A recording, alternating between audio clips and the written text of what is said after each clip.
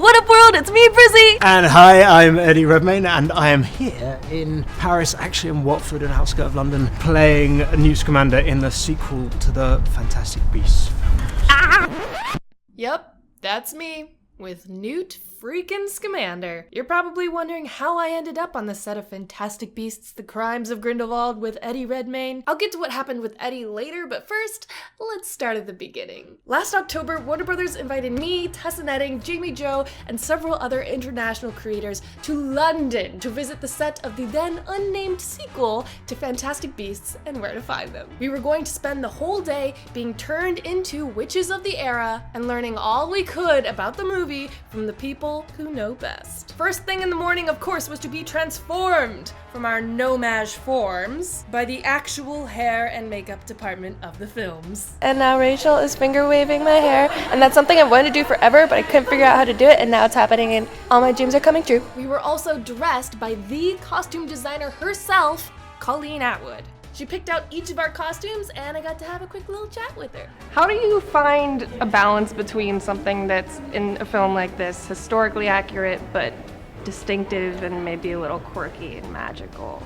Well, you sort of layer it. The crowd people, the background people are in period costumes or reproductions from the period.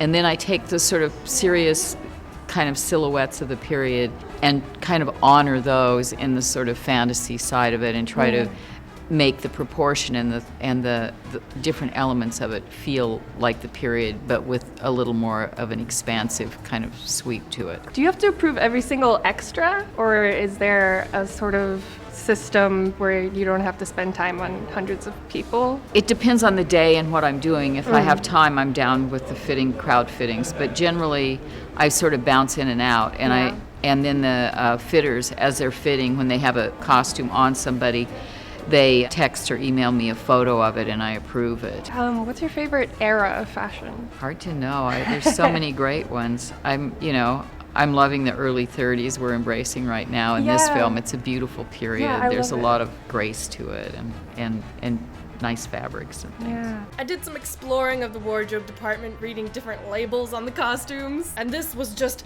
the beginning of my detective work of trying to figure out all the secrets I could about this movie that we knew nothing about. I'm just looking at all the secrets of what scenes these are in, because it says vaguely what the character is and what sort of scene they're for, but I'm not gonna say. I'm getting so hype imagining the possibilities of like a certain phrase on these tags. I realize I'm not gonna say. Then I chatted with the head prop maker, Pierre Bohanna, about some of the most magical props of the movie. Should we start with this one? Sure. I think we kind of that recognise looks it. familiar. Just a little. It's one of several that we've made, and we make different types. Obviously, these hero ones, then there'll be lightweight ones, there'll be stunt ones which are rubberized.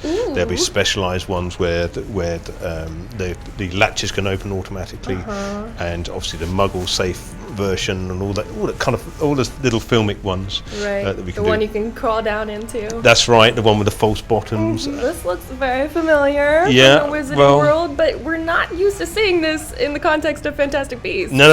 Well, there's several things that sort of make a return, which is quite exciting. And talking about iconic, of course, this is a very iconic piece. Not many props have had a film named after them. Right. Would you like to hold it? Yeah, the Philosopher's Stone or Sorcerer's Stone, whichever you prefer. Are there different types of this one? The only thing we changed with this one is because there is casting, it's moulding off an original piece of quartz, is the colour. So there's slightly density of colour because it's very reactive. It gets lighter and darker depending on the light environment. And what is this? This is a dictaphone from the Ministry of Magic. At one point in the film, Newt is investigated by the Ministry. He's in trouble. He's in trouble as usual. No one understands him. So this is a dictaphone from taking notes of the interview, and the machine is chugging away, but magically it has a quill that dances and it actually does the writing.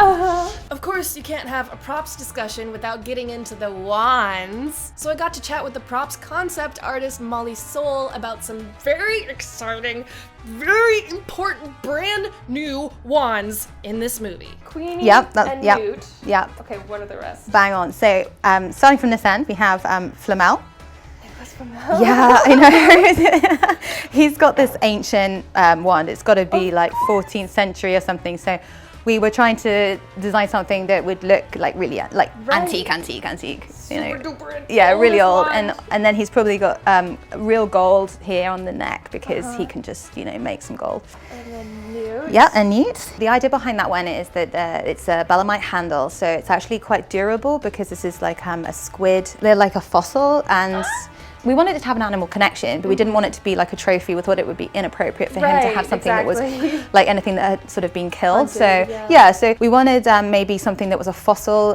Stuart had this very specific idea that it should be like an ammonite or a belemnite. So Newt actually picked that one from a group of designs that we did for him. That makes so much sense. And there's also like an opal quality to this one where it's meant to like reflect the, you know, the rompant has that sort of like rainbow color to Yeah. it. So it's sort of like an element of that in the wand as well. Queenie. Yeah. What is this? And so that is actually Mother of Pearl. J.K. Rowling wrote some really great information for us when we were like in the design phase, which told us that at this period of time, the Mother of Pearl was a really fashionable material. Just like she's obviously really fashionable. Alison Sodal actually contacted us to ask if she could have an Art Deco element in her wand because she really liked that. So, and this one is Theseus's wand. Oh, his brother. Yes. The war hero. Yeah, so it's like, it's actually, well, this one is like really different. So like, you know, Yeah. you've got similar, never seen this. no, that's actually tortoiseshell. So that was the first one we made with that finish. And they've done an amazing job of making it look like that because that's not real tortoiseshell, they just made it. It's incredible. Oh my god. Yeah. What? This is like a pine cone. Yeah, it's a pine cone. This is an earthy person. Who is yeah, this? this is Bunty. Bunty? Yeah, Bunty is Newt's assistant. So she's the girl behind the scenes. She's feeding all the animals. She's rolling up her sleeves, getting stuck in with the mucking out, but she's also quite shy. She's like better with animals, magical animals, than she is with people. So we wanted something that maybe just like like reflected Newt. that. I Yeah. love her already. And this is Grimson, who is the hunter. I was about to say, this looks evil. Grimson sounds evil. Yeah. Hunter sounds evil. He's not the friendliest of people. He's a bit of a warrior. He's out there for combat, and he's actually marked onto his wand some Oh my gosh, like some tally like marks little or like something? where he's made kills and stuff. Like it's a bit gruesome, but Devil! Everything these people said was like a secret code that I was trying to dissect of like what were the secrets that they knew about what would happen in this movie. Then we got to fully explore Rue Grisha, Paris's version of Diagon Alley. We were like kids in a candy shop, and not just because there was an actual French wizard's candy shop.